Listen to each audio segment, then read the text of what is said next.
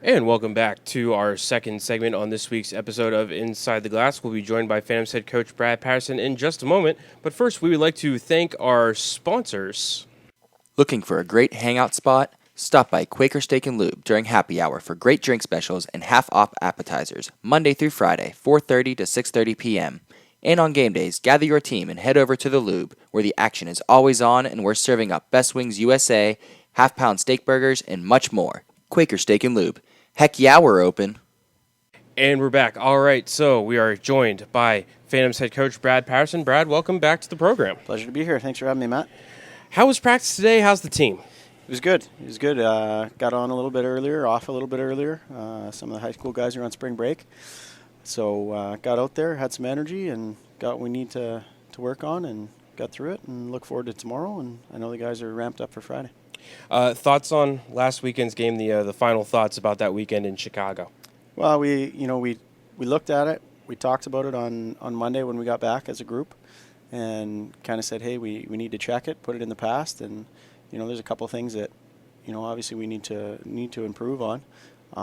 But at the same time, you get the playoff hockey, and you kind of need to get through a game, whether it's a win or a loss, and kind of check it into the rearview mirror. There's nothing we can do about it. We put ourselves in a situation that we need to focus on Friday night. We need to have our best effort for 60 minutes, and if there's anybody in this league that has been through it and tried and tested, we've been through situations like this where we have a task at hand, and that task is Friday night. We don't look further than that, and let's do the job Friday, and then we'll move on and take care of the next challenge presented to us. Rough weekend for the special teams, 0 for 9 on the power play, just 7 for 11 on the kill. What adjustments can be made there? Well, I think a big thing is, getting pucks and bodies to the net. I thought we had a couple good looks on the power play, but not enough. You brought up, I think we had nine power plays. I think 7 full 2-minute stretches where, maybe we had a few chances, but at the end of the day, you need to bear down, and we need to have a little bit better presence. I think our first mentality needs to be to put that puck at the net, and that's something that we've worked on.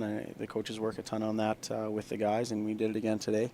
And then with our kill, I think we haven't had a ton of those over the course of the year where we were exposed, if you will, or had a bad night on the special teams. And I thought we got chasing a little bit, and maybe tried to press to try to get something going, and they took advantage of it. And that's we've looked at it on video. We've talked to the guys, and we'll be back to killing those off. Outscored 10-1 last weekend, but it wasn't really as bad as all that, was it? And you mentioned after the game Saturday, there were some things about those two games in Chicago that you did like that your team did. What were those? Yeah, it's tough to look at the scoreline and say, hey, you're satisfied or you're happy with things. But my mentality, you need to go into a game, it doesn't matter what happens, and be able to pick some things that you did well and something that you didn't.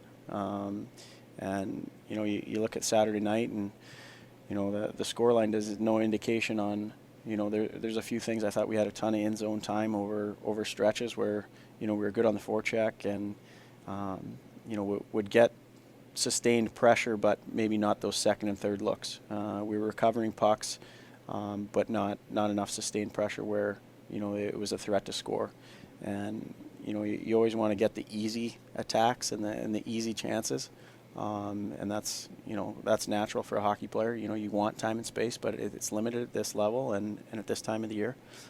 So I expect us to get some of those garbage goals this weekend where you're banging in rebounds off of maybe not a grade A chance, but putting it there because guys are going there. And that's something that we need to thrive on, and we have all year. And that's the type of team we are right now. And and there's nothing wrong with that. And you can have a ton of success that way. So we look at it. We looked at the video. The guys have seen, the good things that we did and the things that we need to shore up. But, like I said, we need a good 60-minute effort here on Friday night. Obviously losing Nick Werbick for almost a game and a half with the game misconduct on Saturday and then the suspension for Friday night's game. Is it a next man up mentality, or who has to step up to take his place? Well, we alluded to it earlier in the year when I believe Brett Murray had left and Nick was playing with the world team up in Canada. You never just replace a player like that. But guys do have to step up and fill different spots. And, These are the times that, you can really make a name for yourself or really step into a situation and have success in it. The guys you always want more, and I know we've talked about this. I don't want to be a broken record. Sometimes I feel like I am, but guys always want more. It doesn't matter if you're in the lineup, out of the lineup, whether you're playing 30 minutes or 10 minutes. You always want more. You want to be able to contribute more, and there's going to be a chance, for a few guys to play in those minutes that maybe they haven't seen over the past few weeks or the past few months. But this is what they practice for. This is what they train for. This is what they prepare for. So going into these situations, guys relish in them. A lot of times you even look at the NHL level when, they're a great example up the road in Pittsburgh, Gensel, I believe. He comes up partway through the year, and, it's a time of you have to show something. You have to show something at that time, and those were key times. He came in, stepped into the lineup right away, and contributed. And you look at him now. He gets a hat trick the other night, and they're up on Columbus 3-1, and he's had a huge part in that. So we have some guys in that room that, haven't played in these minutes that maybe Nick has played in all year, and with him being out, it's a big hole to fill. But there's guys that are prepared to do it. Plenty of Blue Jackets fans in the locker room. I don't know if Sean and I are welcome down there just about now. But how is Game 3 going to be different than Games 1 and 2? Well, I think we're back here. We're in Youngstown. The guys love playing here. The fans give us that lift, and we knew we had to do the job on home ice anyway. You can look at it glass half full, half empty, however you want to say it. But we knew we had to do the job here when we were in Youngstown, and that mentality hasn't changed. Like I said, you can't change last weekend. You can't put ourselves or will ourselves to a different spot. At this time, you can only do it during a game. And when that puck drops on Friday night, I expect there to be energy. I expect it to be a battle on the ice, and our guys are up for it. Last weekend, you told us the Edmonton Oilers were winning the Stanley Cup. They're not looking so hot right now, Brad. What's going on? Well, it depends what game you looked at, Matt. I bet they're having the same conversation that we're having right now, where they've had a couple of really good games, and you look at the scoreline the other night. Sure, is it what they wanted? No, but at the end of the day, they lost 7-0 at San Jose, and they're back at Edmonton tomorrow night. Every game's a new can of worms, and I expect them to come out the same way we are. We've looked at some different things, not just hockey-wise, but I know the guy, like everyone's a sports fan.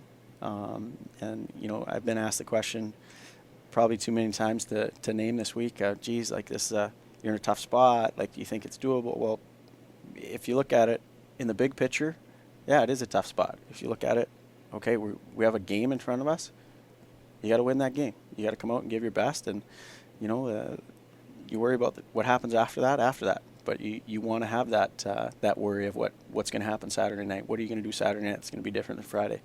And that's what we're looking forward to. Phantoms head coach Brad Patterson. Brad, thank you for joining us, and best of luck on Friday and hopefully Saturday. Great. Sounds good. And don't go away, because Sean and I will be right back with a recap of last weekend's actions all around the USHL.